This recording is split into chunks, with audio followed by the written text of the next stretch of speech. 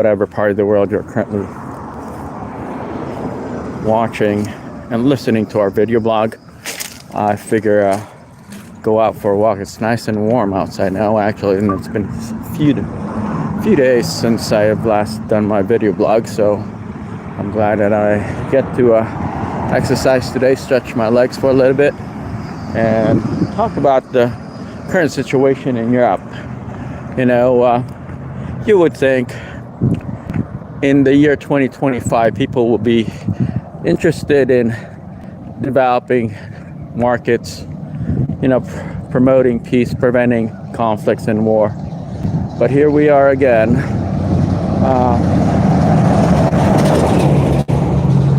The British, the French, and I just heard some of the new Romanian president is actually in Lithuania now, meeting with Zelensky, preparing for escalation of this war, that's an ongoing war that could have been prevented and years ago. But here we are again, repeat of the same old crap, unfortunately. So yeah, I just thought I'd talk a little bit more about this since it's getting to the point that it's not just, you know, asinine, it's becoming very ridiculous that this war is still an ongoing issue. All right, folks. Poland has elected, you know, fairly conservative president. He managed to beat the local mayor of Warsaw. And, you know, for some halls in Europe and Washington, you know, they had also hoped that the same would have happened in Romania, but that wasn't the case. But that's okay, folks. Life goes on, right?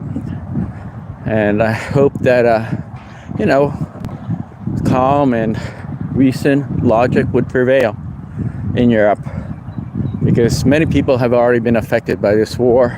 So many people have suffered, died, and been displaced. You know, you would think the leaders of Europe would want to get back to the table and talk about, you know, peace and preventing for more escalations. But unfortunately, not everybody wants calm and reason. There are people out there that would rather flex their muscles, prove to the world by banging on their chest that they're superior, they're powerful, and all that egotistical stuff that many leaders around the world tend to exercise.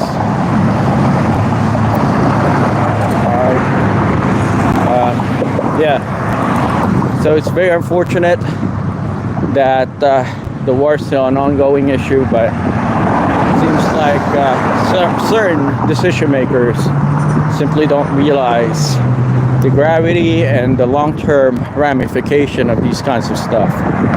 You know, if you go back to history, review history, folks, okay, especially in Europe. During World War II, all right, granted, they didn't have access to the internet back then. There was a lot of miscommunication. There was a lot of, you know, miscalculation that was precipitated by erroneous interpretation analysis of information.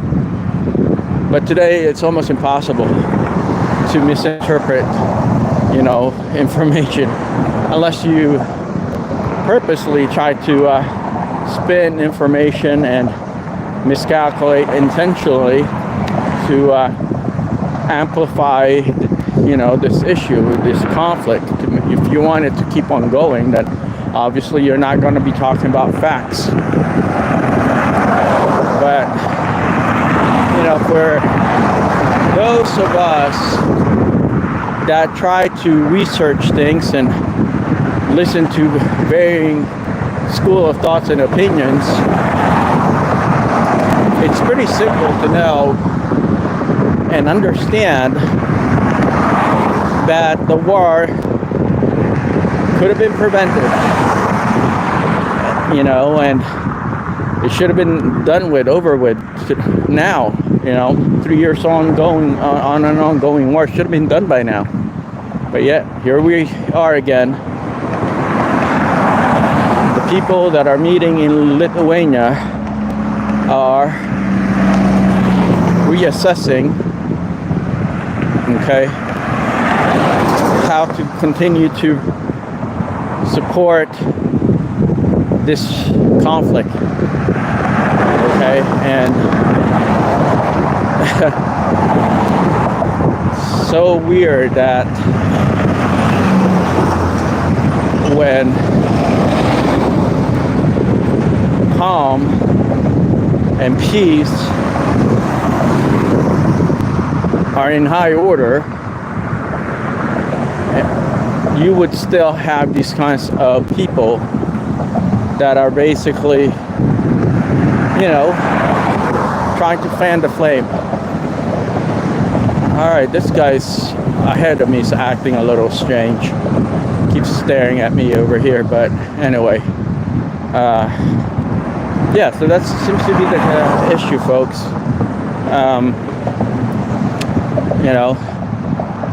People are simply not interested, especially the decision makers of Western Europe, are not interested in de-escalating the situation. Just a few days ago, there was some heavy bombings that took place between Russia and Ukraine. And it's gotten to the point that, it really messed up this whole situation, the peace agreement situation between Ukraine and Russia. So it's unfortunate, but it's happening. And on top of that, they're actually trying to, basically fan the flame. They're trying to provoke an escalation. And so, yeah, and the election season in Europe is in full swing, and I would think that they would want to focus on putting people that would be pro-peace. Okay, folks, you would think that some of the electorate would want to introduce the concept of peace to their country. Okay, but unfortunately that's not the prevailing mindset right now in Europe, mostly because many of the countries in Europe wants to be a part of the European Union, and whatever Brussels tells them to do, that they basically hop on it. They forget about calm, peace, and reason, even logic. Whatever is dictated to these European countries by Brussels, unfortunately, becomes, the overall,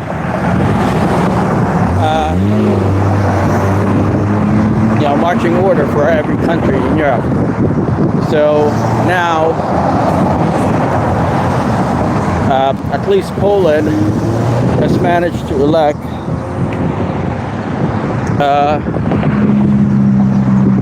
a more conservative leader. Okay, folks. Anyway,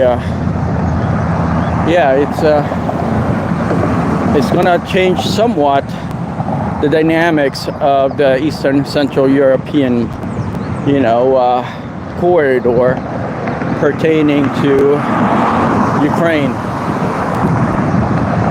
So it's not just going to be Fico Orban that will have to push back rightly so, they should push back on, further escalations of war in Ukraine and Russia, between Ukraine and Russia, right? So, yeah, that's just the reality of things, folks. It's very unfortunate, like I was saying, that you would think people would want to support peace, calm, and logic,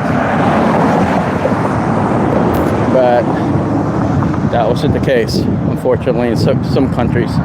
And even now, the Republic of Moldova is being brought into the mix.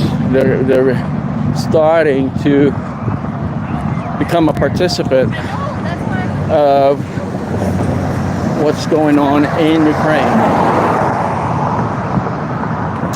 which really isn't in their best interest. The Republic of Moldova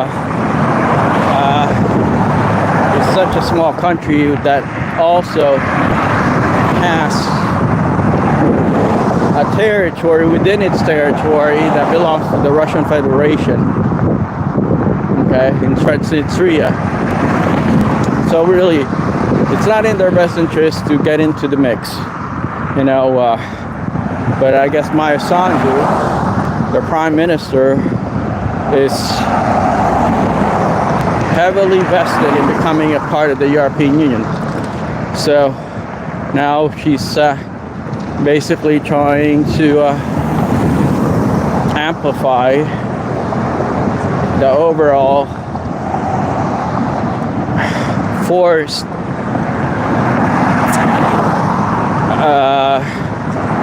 their forced policy that is anti-Russia. Okay, so if you guys have heard my previous video blogs, I'm not against the EU. I'm not against those that are wanting to become a part of the EU, because the EU presents a lot of benefits to many of these European countries, especially the smaller ones that are hard pressed economically and socially. I'm not out here telling you not to support progress in Europe. What I am here to say is that they need to evaluate the overall concept of market development, democracy, freedom of choice, freedom of speech, civil rights, okay, folks, human rights. They need to evaluate those things, and see if it's consistent with their current policy. Okay, folks, it's all about being consistent with the policy that would increase and better the overall capacity of your country and your region and overall continent, right? So if that were to be the objective, then let's go back to the beginning of the war. Did it increase the opportunities for Europeans? Did it stabilize the markets in Europe? How did it affect social norms, traditions, language, politics in the region? So all of these stuff needs to be considered, folks. Yes, I agree, some of these politicians are making additional income off of the war, because when there is a war, they get a lot of visibility and publicity, and their country's on the spotlight. So that's just the reality of a war, but it's not really improving the situation for the market, for the public, and for those that are investing into your country, right? So yeah, folks, that's just the reality of things. I just want to kind of put this all out there. You're welcome to opine and disagree with me. Let me know what your thoughts are. I'm all okay with that. Okay, all right. So tell me if I'm wrong, because I'd love to hear your perspective on this. Okay. In the year 2025, as if we're going back to the past, instead of increasing capacity and building economies. It seems like people are much more interested in having long age-old bitterness and beef against other countries to be preserved. They're like, not wanting to let things go. And it's basically pulling everybody down. It's like driving people downhill, okay, market-wise, economy-wise, social-wise, politics-wise, you name it. All these crap that's happening in Europe were basically man-made. All of this could have been prevented, right, folks? So I just want to put it out there, because the Western media, unfortunately, is not interested in covering these, provoking questions, things that would compel people to think. Okay, they're just interested in, gaining eyeballs, basically, so that they can sell their news. They're not interested in providing facts where the public can support via optimum decision making, information, right? So that's just the reality of today's world, which is very unfortunate, because you would think in the year 2025, people would have learned from the past. People would have had an idea of how to fix certain things that is just counterproductive. And when it comes to economic development, capacity building, and overall social progress. But when you have people that are only looking out for their best interests, political-wise, that this kind of stuff tends to happen. Wars and escalations of wars, and market disruption, stagnation, stagflation, inflation. All that stuff happens when markets are disrupted superficially, right? So that's the reality of things, folks. And as I was saying, it's unfortunate that many of the Western European and even parts of Central and Eastern European leaders are not wanting to, speak up against the Brussels agenda of escalating the war. Okay. Yes, the U.S. does have something to do with it, because this prior administration, the previous administration, basically egged on the Ukrainians and basically, encouraged them to keep on fighting instead of, bringing people to the table and amicably solve the problem, and, have the Russians and the Ukrainians talk peace. They basically supported, the amplification of war. Right, folks? So that's the tragedy, especially that now thousands of innocent people perish because of a conflict that could have been easily prevented. Okay, folks? That's just the reality of things. So many things could have been prevented, and amicably solved. But that wasn't the case pertaining to the war in Ukraine and Russia, the war between Ukraine and Russia. Okay? It's just a very unfortunate situation there. So, yes, folks. In any event, let me know what you think. I'm not telling you anything new. Everything that I'm telling you can be found. You can actually find it online. And this is why I keep scratching my head when people are still stuck on stupid. They can't seem to figure out what's happening between Ukraine and Russia when there is tons of available information online. I'm not just telling you what I know. I'm telling you what other people knew and have posted and shared online on social media, right, folks? So you can find this information. I'm not just the one talking about ways to de-escalate the war and how it could have been prevented. But unfortunately, people like me are not supported in the US. We're not given the opportunity to compel and provoke, critical thinking. We're not even seen as members of the US society. We're marginalized here. So that's the reality of, the US pertaining to how it does its overall social architecture. Okay? That's the pure, unadulterated fact. Not everybody in America are equal. Not everyone have the same freedoms. Okay? But we fight we fight on another day.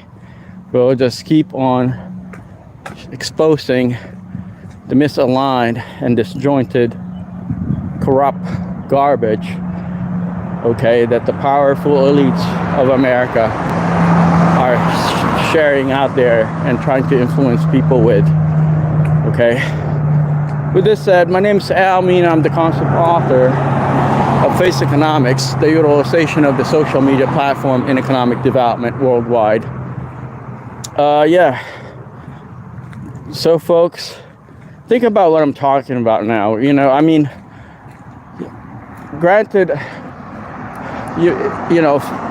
geopolitics, geoeconomics might not be your forte. You might not like these kinds of stuff, but at least consider what I'm telling you. Look things up and try to make sense of things, because in all reality, folks, we're the ones in charge of designing the future. Either we preserve the pre-existing condition that is definitely out of whack and it's not working for anyone, or we find a solution to things and compel people to, basically reflect on what we're telling them. So like I was saying in the past, be an influencer, go online, have a podcast, create a YouTube channel, do whatever it is that you would need to take in order for you to share your opinion and your thoughts on everything, current events, social, discourse, politics, economics, whatever it is that you're passionate about, share it with the world. Okay, you don't necessarily have to talk about politics. You don't necessarily have to talk about what I talk about. Okay, folks, but share how you think. It's important for any society to, learn and share knowledge, transfer knowledge. That's the only way you advance society. Okay, not everybody's going to agree with you. Not everybody's going to like you. Not everybody's going to want to listen to what you have to say, but do it anyway.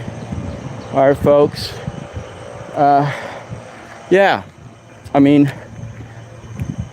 Let your voice be heard. Okay, yes, you may be silenced, like I've been silenced many times. Till to this day I'm being silenced, but I don't care. Eventually, my voice will make it out there. Okay, and I ask you too to basically do what I do. Just keep on sharing your thoughts and opinions and research whatever it is that you feel would, make some sort of an impact in this world. So, when I was in college, when I was in school, I hated public speaking. I hated, being in front of people. I still to this day, I don't like being in front of people. I don't like to talk in front of people. But it's gotten to the point that you have to participate. All right, folks. And so that's what I decided to do, is to participate. All right. So with this said, my name is Al Mina. I'm the concept author of Faceconomics, the utilization of the social media platform in economic development worldwide. Yeah, folks. So basically, that's all I really wanted to talk to you guys about. This video blog is probably going to be shorter than normal, but I just wanted to, reflect on some of the things that I've been watching and listening to, and paying attention to and researching in the last couple of weeks, just because I haven't done a whole lot of video blog lately. I had to travel for some of my activity in my business activity, and so I haven't had a whole lot of chance to video blog. Oh, all right, check this out. Big turtle right there. Can you see it floating around, swimming? It's a snapping turtle. It's one right there and another one right fairly close to where we at. Can y'all see it? It's right there. Turtle. More turtles. See, there's several turtles, snapping turtles right here under the bridge. They're big. And this one's swimming towards us. So, nice snapping turtle. Okay, and okay, well, I guess they're hoping we brought some food for them, but unfortunately, we've got nothing to give them. But anyway, folks, so yeah, that's what I basically just want to touch up on today. Just, consider the world that we now live in. Okay, folks, it's very different. I mean, never in human history have we had this kind of world where people can actively and simultaneously interact with each other online. Okay, we've never had this kind of world before, but unfortunately, those that are in control of mass communication, social media giants, are nitpicking on which influencers they want to give access to the world. And most of the influencers that they want to give access to the world tend to be aligned with their objective and their narrative. So powerful are still in control to this day in just a very different way. They can silence someone that is well educated, well informed, and well versed in certain issues if it doesn't align with their narrative and agenda. All right, folks. And it's an unfortunate world, because if you're not a member of the elite class and population, you're basically out of luck. So, and that seems to be the case today, that is being well protected, and abuse of power is well endorsed. Right, folks, so that's just the reality of things. Yeah, it's unfortunate, but it's happening. So, yeah. This said, it's really nice and perfect weather outside. Granted, I'm a little sweaty, but I'm a little sweaty, but it's perfect weather. Even though it's almost 5 o'clock p.m. I mean, it's nice, sunny, but not too warm, not too cold. I guess I'm sweating because I was speed walking, but overall it feels really nice outside. So I'm glad I got to stretch my legs. So with this said, yes, folks, let me know what you think about some of the issues and topics that I talked about. As always, I really would like to learn about your perspective. I don't want this to be a monologue, even though most of the time I'm the only one talking. I'm not really getting a lot of feedback from people. unless, you know, those that are trolling me. I know there's several that are trolling me, and all they do is put out garbage out there and, you know, be, you know, overly provoke, you know, some sort of a response from me. But yeah, that's not going to happen anyway. Yes, folks, so consider what's going on in Europe, because this is a textbook case of what not to do around the world. Europe is basically teaching the world what not to do.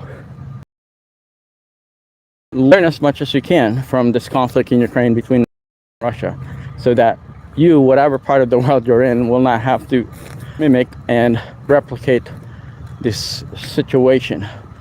Okay, this is so unproductive, unneeded situation for humanity. All right, so let's see what else I can talk about. I think I have a few more minutes to be walking.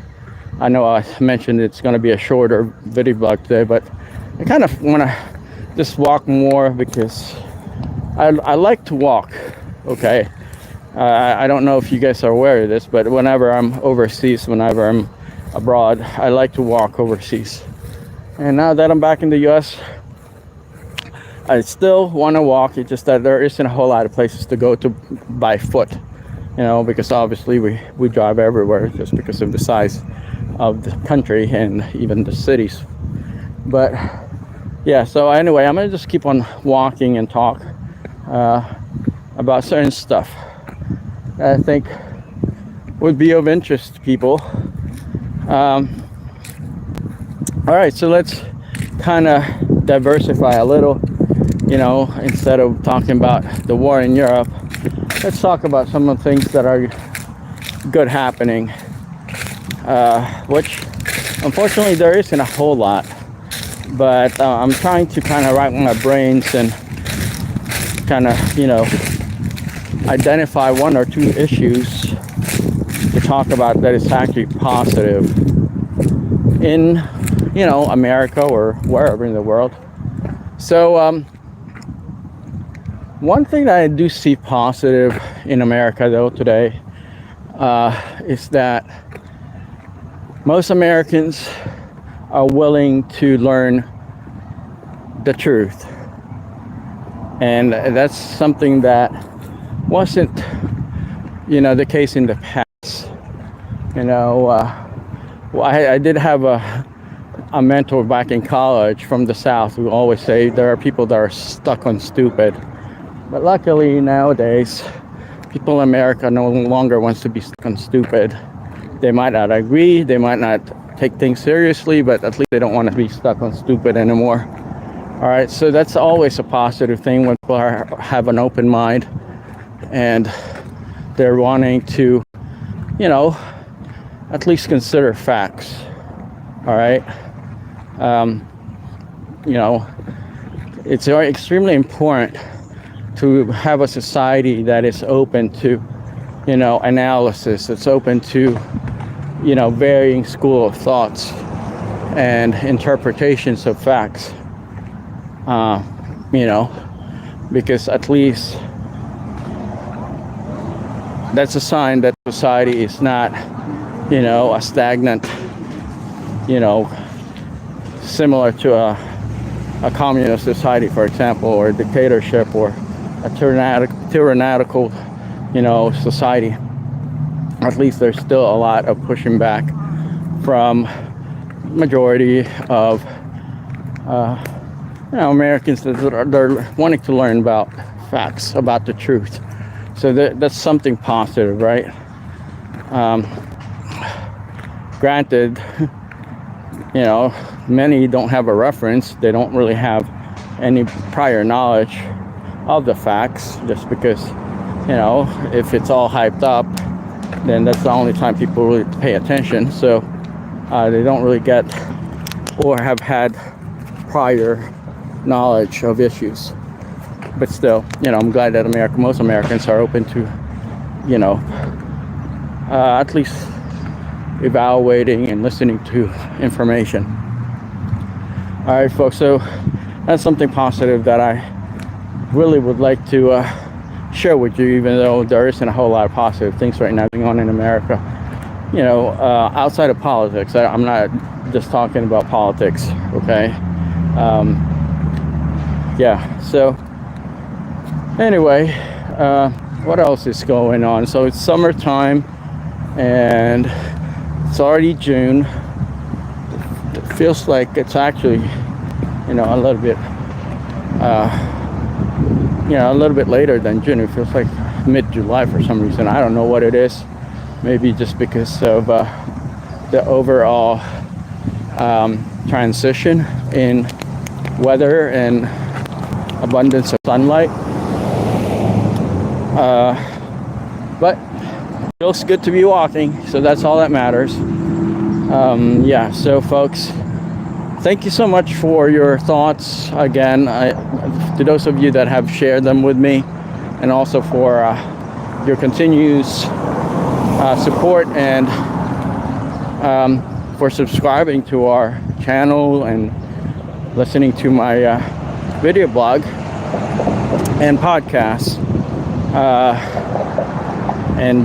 Eventually, hopefully we'll meet in person one day and talk more about these issues. So last Saturday I went to an estate sale in Hampton, in one of those historical areas in Hampton, and I got to talk to these two very nice ladies, from the opposite side of the political perspective. But it was an interesting and very engaging conversation. So that's also very positive, when people that don't always agree with each other's politics are at least open to having a discussion. So I was very impressed by those two ladies, a little bit older than I am, but at least I enjoyed their maturity and their willingness to talk about solutions. So that's how things should be, folks. Unfortunately, there are not a whole lot of mature people on this planet, or even in this country. They are but that's always been the case in America. You seldom come across people that are mature enough to agree to disagree. Anyway, it's been a pleasure talking to you guys, and thank you once again for joining me on this quick walk. So I'm closing to about 40 minutes into my walk, so I'm probably gonna be signing off here in a few minutes. But if you have anything that you would like for me to talk about and share with our audience, please feel free to let me know.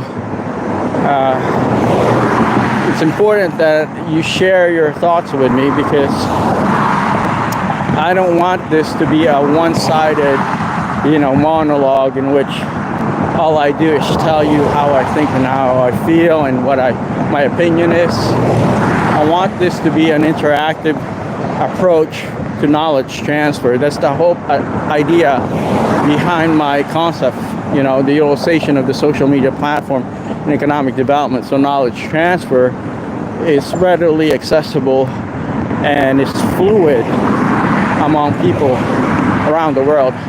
Because as many of you know, social media was not around, 40, 50 years ago.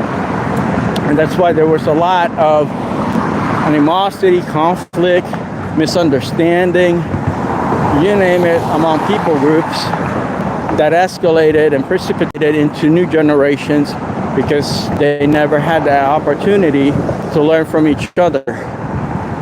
Yes, there are people pushing back today that they don't want to be influenced by the society, other culture, other, opinions.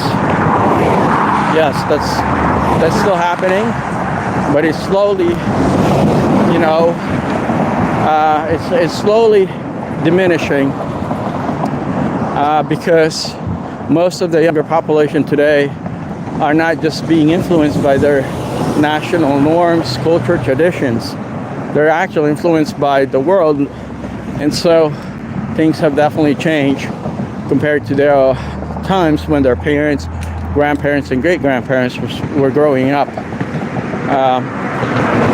You know, children today are more inspired. They're more dedicated to what their passions are. They're more well-versed with what's going on around the world. They're willing to entertain ideas that are foreign. So maybe that is the positive thing that's happening,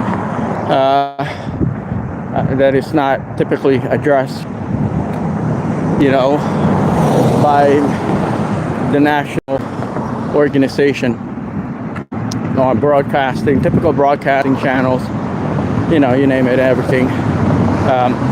Maybe that's the, you know, a way for society to push back is by not following the herd of sheep that has always been the traditional herd that was created and wrangled by the national news broadcasting news stations around in the country and around the world.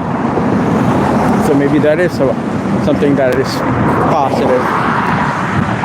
All right, folks. So anyway,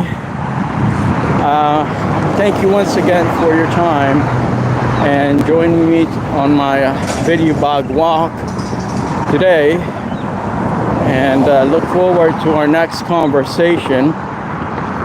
I'm fairly close to where I need to go, so I'm going to be signing off in a few minutes here. Yeah, so let me know what you think about any of these things that I talked about. If you have any questions, let me know what those are. I always, you know, enjoy learning about certain stuff that I never thought about. You know, maybe there's something that I should talk about that is, you know, of interest to you. But yeah, so anyway, folks, thank you so much for your time and consideration and your continued support. That said, have a good rest of the week. Take care. Bye-bye.